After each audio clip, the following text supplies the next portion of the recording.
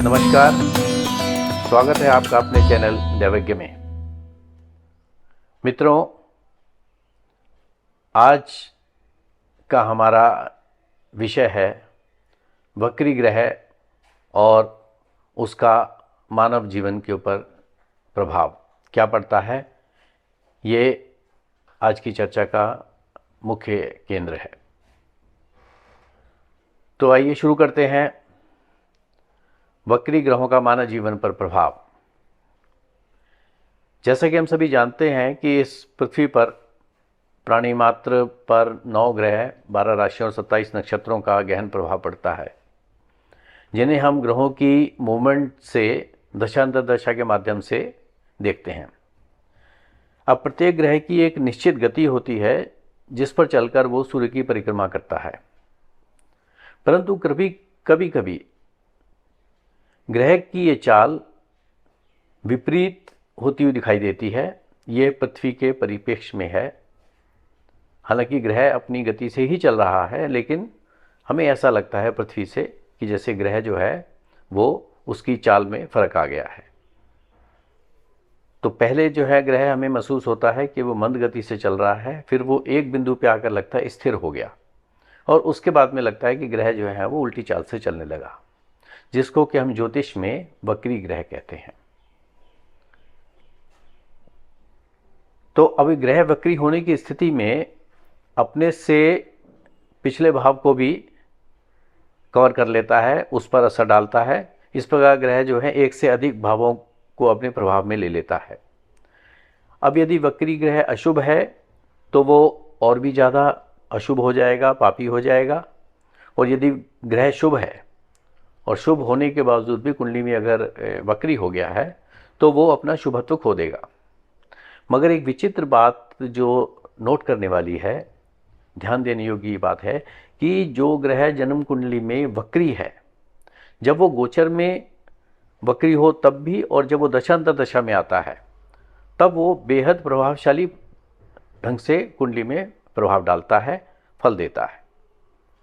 वैसे तो वक्री ग्रह की दशा में अशुभ फल ही मिलते हैं, जैसे कि स्थान परिवर्तन, प्रदेश गमन, धन व सुख की कमी, किसी बुरी लत का लगना या शत्रुओं का विरोध उस पीरियड में ज़्यादा सहना पड़ता है। लेकिन यदि वक्री ग्रह केंद्र या त्रिकोण भाव या धन भाव की ओर अग्रसर होता है तो इसके विपरीत सम्मान मिलता है, सुख की प्राप्ति होती है, धन व यश की वृद्धि करता है। अब यदि वक्री ग्रह न होकर के ग्रह कुंडली में मार्गी हो, लेकिन मार्गी होने के साथ ही वो 6, 8, 12 भाव में बैठा होगा, तो वो अपना शुभ फल नहीं देगा, उल्टा वो कुंडली के लिए व्यवधान पैदा करने वाला होगा, परेशानियां पैदा करेगा, बाधाएं पैदा करेगा जातक की जिंदगी में। लेकिन जब यही ग्रह वक्री हो जाएगा तो वो अपने उस भाव में भी है, लेकिन उससे पिछले भाव पर भी असर डालेगा। तो वो 5, 7 और 11 भाव यानी पंचम भाव, सप्तम और एकादश भाव को भी प्रभावित करेगा और उसके अनुरूप भी वो फल देगा। तो यानी कि उसका जो 6, 8, 12 भाव का जो करैक्टर था वो चेंज हो गया, क्योंकि वो वक्री है तो इसलिए वो अपने से पिछले भाव के, जो कि वो पिछले भाव जो है उसका केंद्र, त्रिकोण और लाभ भाव है, उसको भी प्रभावित कर रहा है, तो उसके अनुरूप वो फल देगा। अब मान लीजिए कि 2 विशेष दृष्टियों वाले ग्रह यानी कि बृहस्पति और शनि किसी कुंडली में जन्म लगन में स्थित हैं। तो बृहस्पति अपनी पंचम दृष्टि से 5वें घर को देखेगा, और क्योंकि वो वक्री है तो इसलिए वो चतुर्थ भाव को भी देखेगा, यानी कि 2 भावों को वो देख रहा है। यहाँ हम उसकी सिर्फ एक ही दृष्टि के बारे में बात कर रहे हैं, हालांकि उसकी 2 दृष्टियाँ सप्तम और नवम और भी हैं। उसके साथ अब शनि की बात करें तो शनि भी वक्री है, शनि की भी 3 दृष्टियाँ होती है, तो हम उसकी पहली तृतीय दृष्टि के ऊपर ही हम बात कर रहे हैं। तो वो तृतीय दृष्टि के कारण वो उसके तीसरे घर को देखेगा, और वक्री होने के कारण वो उसके दूसरे घर, यानी कि 2 घरों को वो अपने प्रभाव में ले रहा है। और वक्री होने के कारण जो है वो दूसरे घर का प्रभाव का फल ये होगा कि वो पर निंदा में, पर चर्चा में, दूसरों की बुराइयों में उसको आनंद आएगा, वो इस तरीके के कार्यों में लिप्त हो जाएगा। और तीसरी दृष्टि जो है पराक्रम भाव है, तो वहाँ पर उसका उल्टा प्रभाव पड़ेगा। तो वो अपने उत्साह में, जोश में कमी महसूस करेगा और उसको अपने कॉन्फिडेंस में, सेल्फ कॉन्फिडेंस में गिरावट महसूस होगी। अब हम बात करते हैं कि वक्री ग्रहों का मानव जीवन के ऊपर क्या प्रभाव पड़ता है। तो उससे पहले हम ये जान लेते हैं कि सूर्य और चंद्रमा ये कभी वक्री नहीं होते। राहु केतु हमेशा वक्री चलते हैं, तो उन्हें भी वक्री ग्रहों की श्रेणी में नहीं लेते।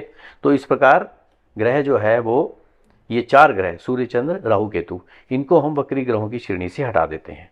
तो अब क्या रह गए? अब हमारे पास में रह गए 5 ग्रह। 5 ग्रह मतलब मंगल, बुध, शुक्र, शनि और बृहस्पति। तो हमारी चर्चा इन 5 ग्रहों के ऊपर ही केंद्रित रहेगी। तो अब जैसे कि हम शुरू करते हैं कि शुरू में ले लीजिए कि मंगल जो है जैसे कि पराक्रम, साहस व संघर्ष का प्रतीक है।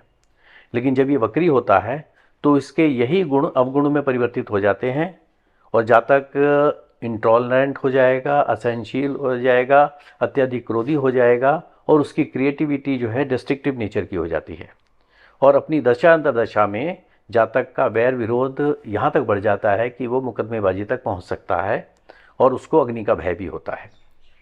अब जातक इस दशा में अर्थात वक्री मंगल के पीरियड में जातक जो है किसी से भी सहयोग करना जो है अपना अपमान समझता है। वो अपनी शक्ति का प्रदर्शन जो है दूसरों को कष्ट पहुंचाकर उसमें सुख की अनुभूति प्राप्त करता है। मंगल क्योंकि उग्र ग्रह है तो जातक को स्वार्थी और पशुवत भी बना सकता है। अब यदि यही वक्री मंगल 6-8-12 भाव में बैठ जाए तो जातक जिद्दी, हठी और अड़ियल स्वभाव का हो जाएगा। अब ऐसे मंगल से हमें कैसे बचना चाहिए, इसके लिए क्या प्रिकॉशन लेनी चाहिए, सावधानी ले चाहिए उन जातकों को जिनका कि मंगल कुंडली में वक्री हो। तो मंगल का पीरियड जब आएगा, दशा अंतर्दशा में हो, तो उस टाइम में कोई भी हमें घातक हथियार, अस्त्र शस्त्र हमें नहीं खरीदना चाहिए।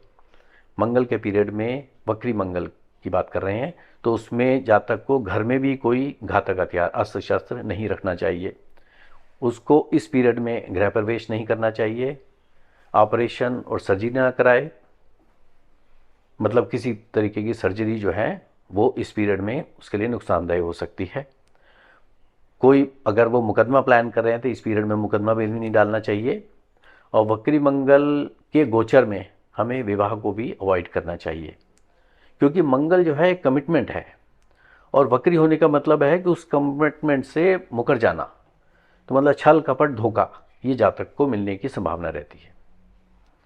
अब आते हैं हम अगले ग्रह बुध के ऊपर। तो बुध जो है वो वाणी है, अभिव्यक्ति है, शिक्षा, साहित्य के प्रति लगाव है, मौलिक चिंतन है, यानी ओरिजिनल थिंकिंग, ओरिजिनल विचार उसके। लेकिन वक्री होने के कारण जो है उसके यही जो कैरेक्टरिस्टिक्स हैं उनमें कैसे परिवर्तन आ जाएगा, जैसे कि उसकी रचनाओं में जो है अंतर विरोध व परिवर्तन, उसके ऊपर वो ज़्यादा जोर देगा। और इसके साथ साथ जो उसके गलत निर्णय, त्रुटिपूर्ण निर्णय होंगे उनको भी वो अपने तर्क से सही साबित करने की कोशिश करेगा। और जो प्रचलित मान्यताएं हैं समाज में चल रही हैं उनको बदलने का और एक नई आइडियोलॉजी को दूसरों पर थोपने का और आगे बढ़ाने का प्रयास करेगा। ये तो हुआ बुध की बात। अब हम अगला ग्रह लेते हैं बृहस्पति। अब बृहस्पति जो है वैसे ज्ञान का प्रतीक है, शुभ ग्रह है, अति शुभ ग्रह माना जाता है। बृहस्पति की बेनोवलेंस जो है किसी भी कुंडली के लिए बहुत महत्वपूर्ण होती है। लेकिन यदि यही बृहस्पति जन्म कुंडली में वक्री हो तो इसको एक प्रकार की देवीय अनुकंपा माना जाता है। ऐसा जातक ऐसे कार्य पूर्ण करके दिखाता है जिसे दूसरे लोग असंभव जानकर अधूरा छोड़ देते हैं और जातक इस कार्य को पूर्ण करने के कारण मान प्रतिष्ठा जो है समाज में प्राप्त करता है, सम्मान प्राप्त करता है। किसी भी कार्य की योजना, उसके गुण दोष, उसके negative and positive points, pros and cons, उसको एनालाइज करने की वक्री बृहस्पति वाले व्यक्ति की बहुत ही अद्भुत क्षमता होती है। वह जोखिम उठाकर भी, यानी वो रिस्क लेकर भी सफलता प्राप्त करता है, उसमें सक्सेस प्राप्त करता है। वक्री बृहस्पति वाला जातक जो है उसकी फारसाइटेडनेस यानी दूरदर्शिता और फ्यूचर इम्पैक्ट्स को आकलन करने की उसकी क्षमता और शक्ति बढ़ जाती है वक्री होने के कारण। उसकी क्राइसिस मैनेजमेंट की एबिलिटी और कैपेबिलिटी ज़बरदस्त होती है। अब अगला ग्रह आता है वक्री शुक्र, यानी कि शुक्र अगर मार्गी है तो वो है समस्त भौतिक सुख, वैभव, वाहन, एंटरटेनमेंट, पत्नी, वैवाहिक जीवन का सुख, ये सब शुक्र के अधिकार क्षेत्र में आते हैं। पूर्ण शुभ अगर शुक्र है तो जातक को मिलनसार बनाता है, प्रिय बनाता है सबका, हंसमुख, विनोदी और किसी भी वातावरण को खुशनुमा बनाने की उस जातक में अद्भुत क्षमता होती है। इसके विपरीत जब शुक्र वक्री होता है तो जातक समाज में मिक्सअप नहीं होता है और अकेला रहना पसंद करता है। उसकी अलगाववादी प्रवृत्ति होती है, अपने परिवार में उसकी अनासक्ति होती है, परिवार से वो विमुख होता है, अपनी उनकी जिम्मेदारियों को निभाने से वो कटता है। अब यदि यही वक्री शुक्र कुंडली में 12वें घर में बैठ जाए तो जातक को भोगों से दूर रखने की प्रवृत्ति बढ़ जाती है और वह भौतिक सुखों से विमुख होकर सन्यासी भी बन सकता है, क्योंकि 12वां घर जो है वो शैया सुख का घर है और गृहस्थी का, पति पत्नी के जीवन का सबसे महत्वपूर्ण घर माना जाता है। और यदि यहाँ पर अगर वक्री बैठ जाए तो इसका मतलब जो गृहस्थ जीवन का सबसे महत्वपूर्ण आधार है वही डिस्टर्ब हो गया और जातक जो है उस अपने गृहस्थ को, अपनी गृहस्थी को, अपनी जीवन साथी के प्रति न्याय नहीं कर पाएगा और वो इस कारण जो है वो विमुख होकर के सन्यासी की तरह जीवन व्यतीत करता है या उससे भागता है और अदरवाइज वो सन्यासी एक्चुअल में भी बन सकता है। अब इसके बाद में आखिरी ग्रह है शनि। अब शनि जो है वैसे दुख, कष्ट, रोग, दारिद्र्य और मानसिक संताप, अवसाद आदि देने वाला ग्रह कहा जाता है। लेकिन जब यही शनि कुंडली में वक्री होकर बैठ जाए तो जातक यदि डिप्रेसिव परिस्थिति में भी हो तो यही वक्री उस स्थिति से उसको उबारने में बहुत महत्वपूर्ण भूमिका निभाता है और जातक निराशा में भी, गहरे अंधकार में होने के बावजूद भी आशा की किरण खोज लेता है। अब वक्री शनि अगर अपनी अंतर्दशा में आएगा तो जातक से अपने हित साधने के लिए उचित, अनुचित, सही, गलत सभी तरीके के कार्य करा लेता है। जातक अपना स्वार्थ सिद्ध करने के लिए किसी भी स्तर तक नीचे गिर सकता है। जातक समाज में व लोगों से मेलजोल रखना पसंद नहीं करता, अपने अधिकारों के प्रति भी उदासीन रहता है, सीक्रेटिव नेचर का होता है और अपने कार्यों को लोगों से छुपा कर रखना पसंद करता है।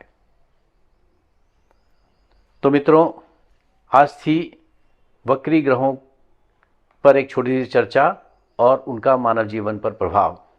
आशा करता हूँ आपको ये चर्चा पसंद आएगी और आप इसको अपने फल कथन में उपयोग में लाएंगे और इससे लाभ प्राप्त करेंगे।